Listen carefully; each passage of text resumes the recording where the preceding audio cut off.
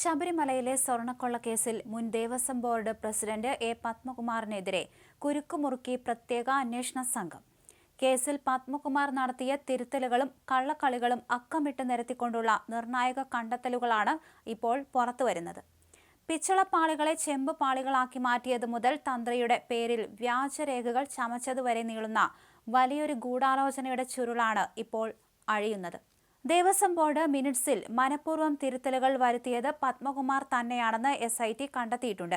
മിനിറ്റ്സിൽ പിച്ചളപ്പാളി എന്നെഴുതിയത് വെട്ടി ചെമ്പ് പാളി എന്നാക്കി മാറ്റുകയും സ്വന്തം കൈപ്പടയിൽ അനുവദിക്കുന്നു എന്ന് രേഖപ്പെടുത്തുകയും ചെയ്തു. ഈ തിരുത്തലിന് ശേഷമാണ് പാളികൾ പോറ്റിക്ക് കൈമാറിയത്.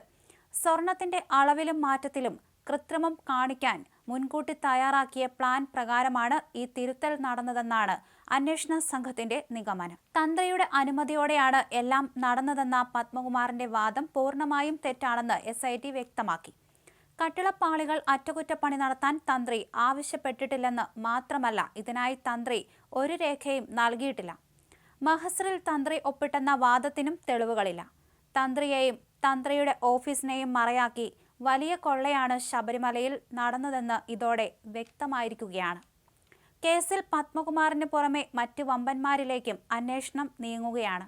സംഭവത്തിൽ ശങ്കരദാസിനെ 11ാം പ്രതിയായി SIT ചേർത്തു.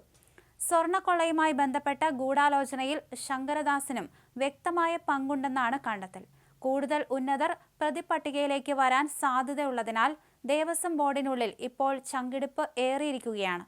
അറ്റകുറ്റപ്പണിക്കെന്ന പേരിൽ മാറ്റിയ സ്വർണ്ണപ്പാളികൾ എവിടെ പോയി എന്നതിനെക്കുറിച്ച് SIT കൂടുതൽ അന്വേഷണം നടത്തിവരികയാണ്.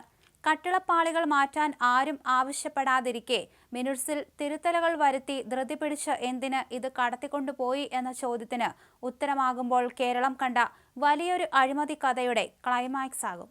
ശബരിമലയിലെ സ്വർണ്ണക്കൊള്ള ഒരു സംഘടിത കുറ്റകൃത്യമാണെന്നും സംഭവത്തിന് പിന്നിൽ വിശാലമായ ഗൂഢാലോചന നടന്നതായും പ്രത്യേക അന്വേഷണ സംഘം ഹൈക്കോടതിയിൽ റിപ്പോർട്ട് സമർപ്പിച്ചു.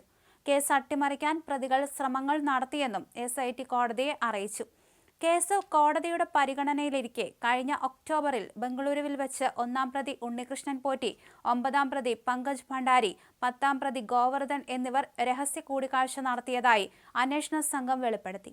2019 നടന്ന സ്വർണ്ണക്കൊള്ള പുറത്തുവരാതിരിക്കാനും കേസിന്റെ ഗതി മാറ്റാനുമായിരുന്നു ഈ കൂടിക്കാഴ്ചയെന്നാണ് SITയുടെ കണ്ടെത്തൽ. ശബരിമല ശ്രീകോവിലിലെ സ്വർണം തട്ടിയെടുക്കാനും ഇവർ പദ്ധതിയിട്ടിരുന്നതായും റിപ്പോർട്ടിൽ പറയുന്നു. 1995 മുതൽ ശബരിമലയിൽ സന്ദർശകനായിരുന്ന ഗോവർദ്ധൻ 1998 UB ഗ്രൂപ്പ് ശ്രീകോവിലിൽ സ്വർണ്ണപ്പാളികൾ പൊതിഞ്ഞതിനെക്കുറിച്ച് അറിവുണ്ടായിരുന്നു.